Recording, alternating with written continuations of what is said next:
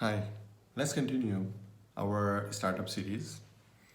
In the previous videos, we talk in detail about how to convert and start a good idea into a great business. And the first step was to validate the idea itself, and that is necessary to see whether the idea is a good business also or it's just a great idea. Not every good idea, great idea, superb idea is a good business also. So first step is to validate, and the next after that is to make a thorough, detailed, honest business plan. Because this is not for anybody else, not for the banks, not for the authorities, not for the investor. It's primarily for the person who has the idea, for you, and that is necessary. I usually divide a business plan into 8 categories, and I discussed in the previous videos in detail about 6 categories. If somebody missed that, please subscribe this channel and watch my other videos. You will have the detail there. The 7th element we are discussing today is management team. So the management team is a very important part. I remember I read Harvard Business Review, and they say that 60% of the new ventures failed because of the leadership team problem. And that is very normal. I have seen so many of them. The owner, who are the founder, you can call, believes that he can do everything. He knows everything. Maybe he did that when he was employed somewhere, but employment is not a business, is an employment. So don't think that if you have worked for somebody else, you have experience of running a business. That's a hoax. You are deceiving yourself. That's why I say, be honest with yourself, because it's your time, effort, and your own money that is making this whole venture going forward or successful. You can just demonstrate if you want to lie yourself. So better be honest. And let me tell you that you need a team, a proper team. So for team, you need to identify what is your role in the team. Generally speaking, I feel that a founder should have a role of managing the team and ensuring that your vision is trickled down and everybody follow it. You don't need to be a commercial guy, even though you are a good businessman, good salesman, maybe, but you don't need to be a salesman in your own company. Try to understand this and don't take it personally.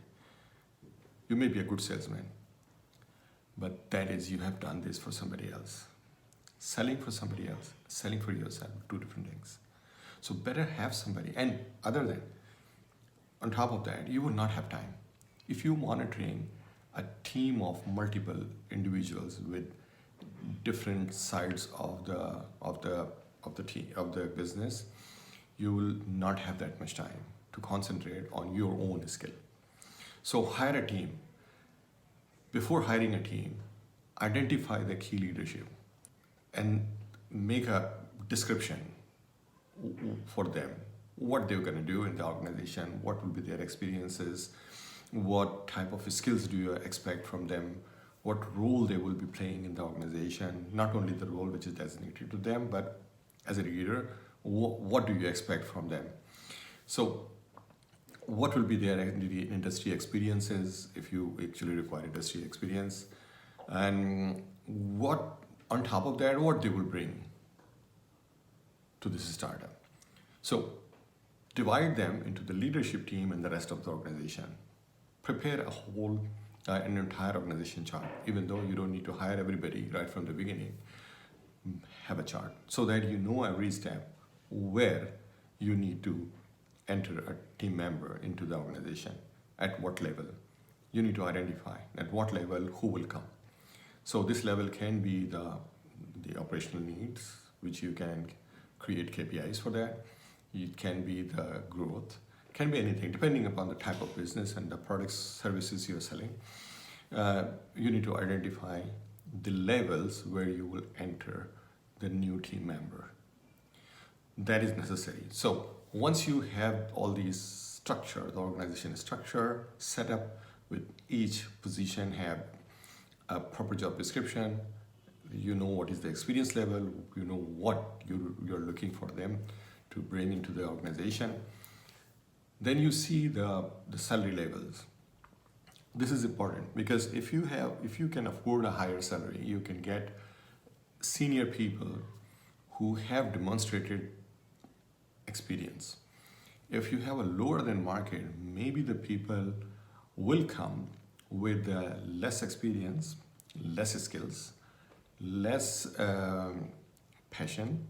They will be joining you because they don't have a job. But sooner, if somebody pay them, they will go. So you need to have a structure. How do you engage your team, even though you don't pay that much as a startup? So we can talk in detail about how to keep the team working for you for a longer period of time. But for this business plan purposes, you need to just identify all of these positions, set up a pay structure, and create the whole organization chart. And then hire people as and when you need them. So some key right from the beginning you probably need, like for example, commercial head, for example, operation head, for example, if you are in a sale purchase or purchasing, then you need to purchasing manager, inventory manager. These kind of key positions you need to identify depending upon the type of business you are running.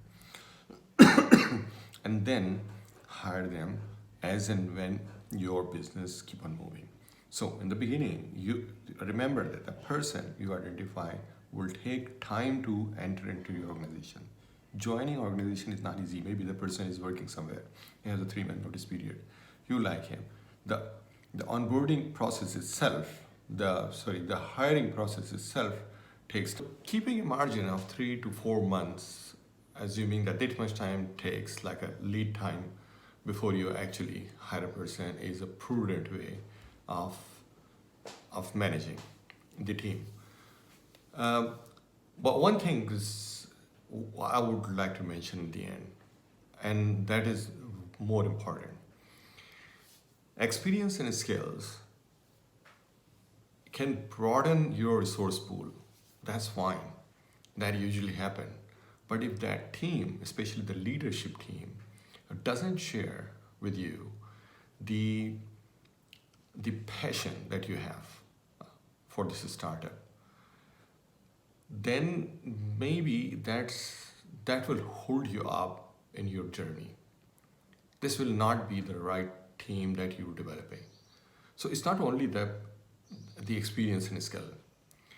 Less experience, less skills, with a great passion about the business, sharing your vision, will be the right person versus a well-experienced, educated, set-skilled person who doesn't share your vision.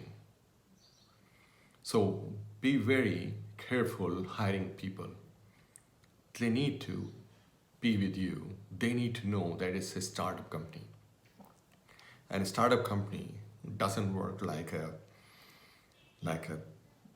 regular company who's already in the operation. There are two different companies. So hiring is crucial because you need to make sure that you're hiring a right person who can be a right person for you as a team, as a leadership team in your journey of a startup. A startup is seriously a very long and bumpy road. Not everybody can go on this road. So you need to assess the person, not only for his experience and skill, but also the motivation, the passion he has, and the vision that he can share with you. The next video, we'll talk about how to raise fund and what financials do you need. Till then, this is Abdulaziz, Senior Partner, Business Consultancy, Gedling Group.